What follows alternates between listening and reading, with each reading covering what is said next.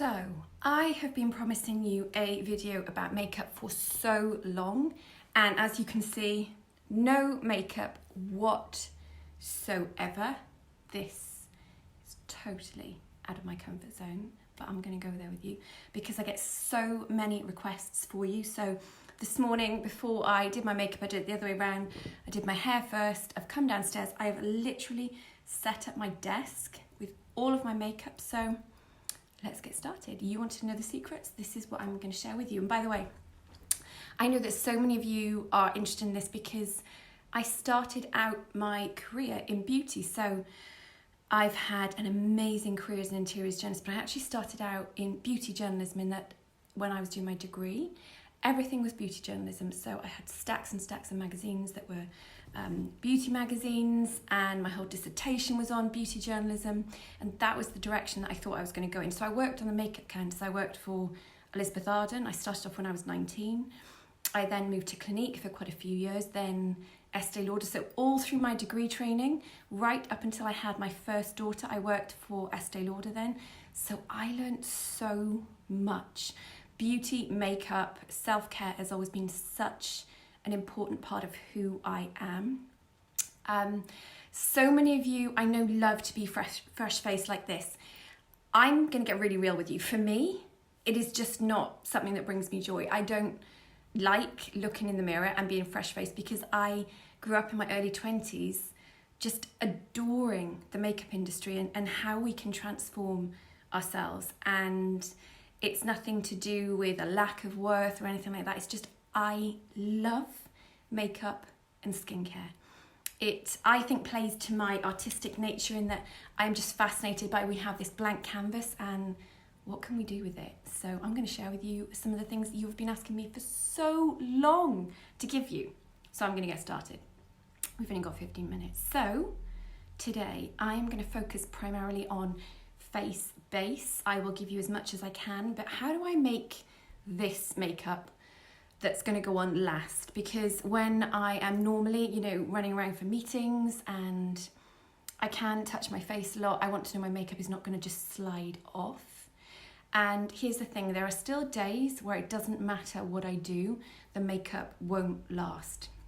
And I'm going to be straight up with you, it's normally down to hormones and tiredness. So if, for instance, I'm not well, or it's that time of the month where you are just drained, there will be 1 or 2 days where it doesn't matter whether I use my fixing spray, any kind of primers, it just won't stay on. And I know that it's only going to be one odd day. I can't remember the last time it happened, but I know that those days happen, they're rare. But how can I explain how I counteract this? Maybe I put a little bit more bronzer on. I maybe take my bronzer brush with me and I update it throughout the day. Those are the ways that I counteract it. But sometimes even that doesn't make any difference. So just know that you're going to get those days where it happens, and that's fine. But the majority of the time, everything that I'm going to show you today is going to work to keep your makeup in place. So this morning I've had a shower. I have actually used Clarins exfoliator on my skin today, so it's quite glowy. I can even tell the difference. There's a little bit of redness because my skin is quite sensitive. I've used Becca Skin Love Glow Elixir. I always use this, just a couple of drops. It's a pipette, so just a couple of drops of that. Actually, 1 good drop is enough. It goes a long way. I always rub it into my neck. And the other thing is, when you've got loads of stuff on your hands, when you've rubbed in a serum or something, always put it on your hands as well. Now, I bought this moisturiser. I wasn't sure about it when I bought it, but I've actually come to love it. It's Ren Bioretinoid. I love it. It's come to the end and I actually really, really like it. So those two combined really make my skin glow. And I love Kiehl's Youth Dose Eye Treatment. That is brilliant. And it's also, if you can see, it's skin coloured. It's not a concealer, but that is brilliant. I love it. So that's how I prepped my skin this morning. So what do I start with? Concealer brush. And I absolutely adore this concealer. It's YSL and it's all hours, and I've got number 2. And this is running out. I think there are concealer fairies going into my room, and in the form of teenagers, and they swear it's not them, but they pinch it. So I start off my makeup, I prep my skin, with this. So a little bit there. And I just work to really gently blend in. And I go over the lids as well, because I do wear quite a bit of eye makeup. And this really takes those dark circles out. And then I bring it down here to cover any redness. I don't suffer with masses of redness, but my skin's sensitive, so whenever I've had a shower, it will always be a bit red. And before that's too blended in, can you see how it's starting to even out already? This is the artist in me. I literally spent my late teens painting. I was going to go to art college, but another side of me went out. It's a long story. So this is Dior Flash Illuminizer. It's a bit like the YSL Touche Éclat, but I find that runs out way too fast. So I just, before the others blended in, before the YSL is blended in too much, I illuminate with this. Now, as much as I adore using a brush, and I use very, very light, feathery touches on the brush, there is one thing you cannot replace, and this was my days of working on Clinique that taught me this, and I know NARS adopt this. You have a magic tool when it comes to makeup, these. So very, very gently, I just finish the blend with my fingers. So for Clinique, we were never allowed to use brushes. We had to apply all of the makeup with onto people with our hands or with a Q-tip. You literally could apply a whole eye of makeup with a Q-tip. It was a skill that you learned, but it really taught me how to apply makeup with no tools. So, next thing, I'm just doing this on autopilot. I have to stop and get the product and tell you. This has been a game changer for me. It is Becca Skin Love Weightless Blur Foundation. I love this product. And this is no ad, by the way. Nothing in here is an ad. This is just because you want me to share it with you. I use driftwood. So I start with putting a little bit more. I use my palette as my forehead on here. So a bit like, say, if you had an artist palette, I put a tiny bit there, but I take the excess from my forehead. So I start just with my fingers. I do not use a brush or anything like that. Like I say, this is just my training. I can't undo this.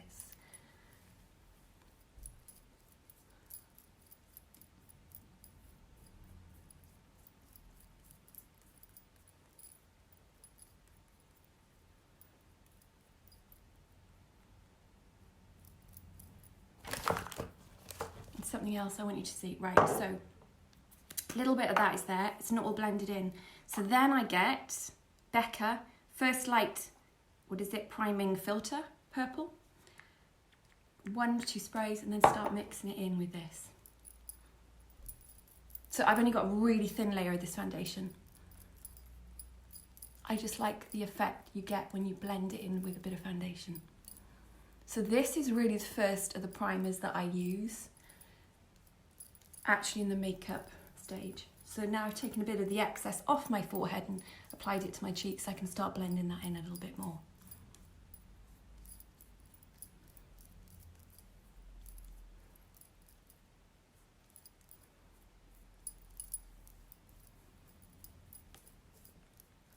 Can you see how my skin is starting to even out? But I've got that very, very faint foundation look.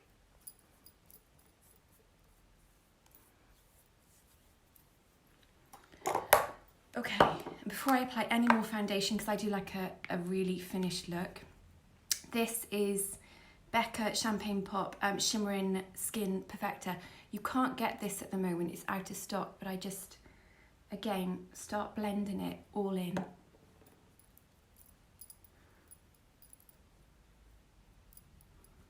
In these areas here, this like owl-like space, and then I bring it down.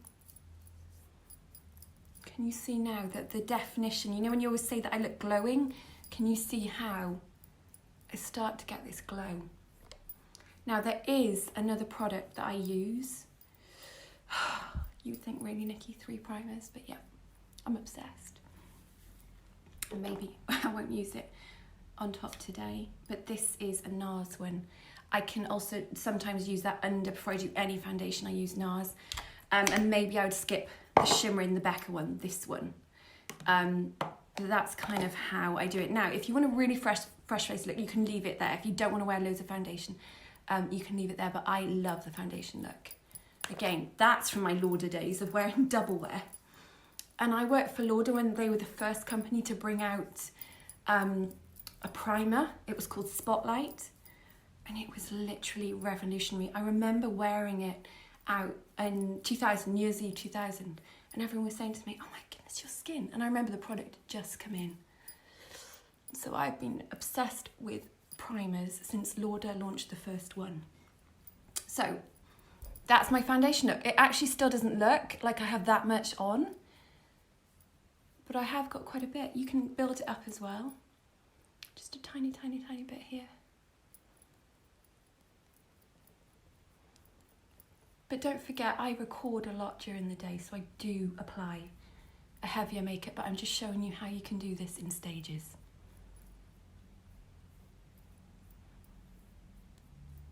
I can't believe I'm showing you me without any makeup. Anyway, the next thing. This is again something that you don't have to follow all these steps that I do. I'm just showing you exactly what I've got. So this is Charlotte Tilbury, the dual Film Star Bronze and Glow. So I've used a lot. So I just basically rub my brush over all of it like that. I'm not precious about it. And this is what I use instead of a powder, you know, a normal neutral powder to set, because I am not apologetic in the fact that I like to look bronzed. And I always take it down here. Don't want to get my gorgeous robe dirty. I've got another one that I use for putting on makeup. But then the next thing I do, Bobbi Brown Illuminating Bronzing Powder, and this is Barley Brown. It's better when I do have fake tan on, but again, just, and something that I always did on makeup counters, we were taught to get rid of excess powder, just tap on your wrist.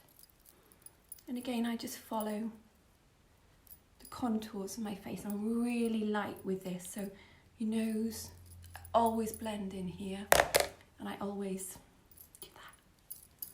Got to have a good cleavage. We're women, we should feel sexy. Don't apologise for it. Own it. Next thing, so that was a really light dusting. Next thing is Pot Rouge for lips and cheeks from Bobbi Brown, and this is Calypso Coral. It is quite bright, but again, when you are filming all day, you know, I'm always on stories, or if you've got loads and loads of meetings, I just, again, fingers. And if you use the apple of your cheek here,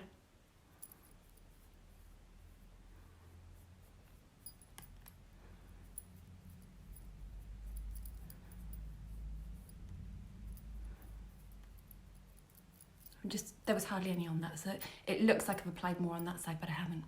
And again, just blend in. Can you see how I'm really starting to get that really lovely glow? And again, taking the brush with no more on this, just dots it ever so slightly.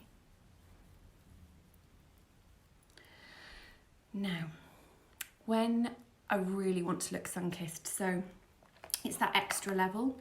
This Becca Be a Light, this is medium to deep. I bought this by mistake. I can't get the light to medium version at the minute. So this, God, it's always difficult to open. This is what you get inside. All of my friends use this.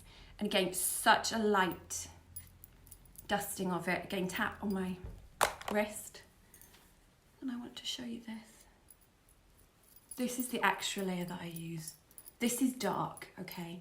So I suggest either getting the Bobbi Brown, do a lovely brick palette. And again, I always do down here onto my bust. And I could keep saying to you, I'm not apologising for that. And if you wanted to create even more highlight, this Becca Shimmering Skin Perfector, so it's a bit like this, but in a powder. Again, fingers. You could use here. Also down the bridge of the nose. And another great way to put it, where to put it is there. I'm going to show you how to use that in the next video, but